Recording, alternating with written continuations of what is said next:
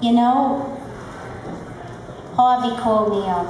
I was just come off one of those tours where you had to you were gonna go out bare bones and prove yourself, and it was in Europe, and I was on a double-decker bus, and the back, of course, because that's where they put the lead person, being thrown around in the back every time the bus turned like a bushel of vegetables, almost like a Lucy episode.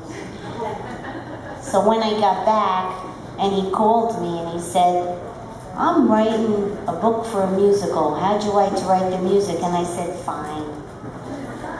That would be great. But I had always wanted to work with Harvey. And he walked me through.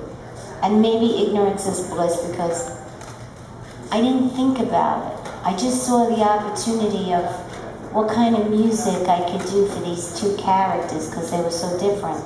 And you know, nobody sings the same song in the shower. Everybody got their own jam, right? So that means that these two different characters would have their own different style of singing. So for a musician, that is a lot of fun, you know?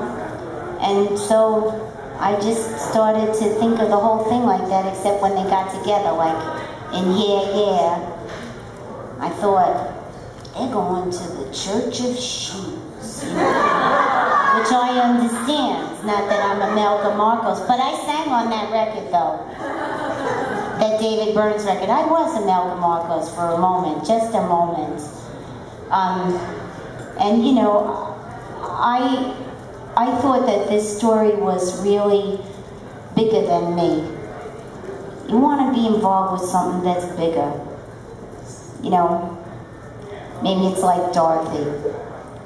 You know, I click my ruby boots 3 times and say there's no place like home, the Hirschfield Theater. There's no place like home, Kinky Boots family.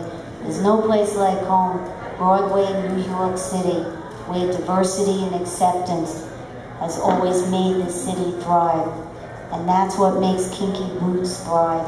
And that's what it's about, diversity and acceptance. And that's something worth rolling your sleeves up and toiling for no matter how many years, you know?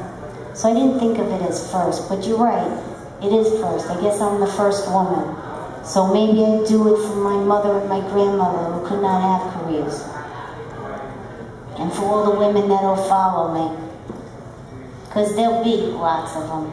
Because, you know, there's lots of us being born now. We're not put in the fields. Thank you so much. Congratulations. Thank you. Thank you.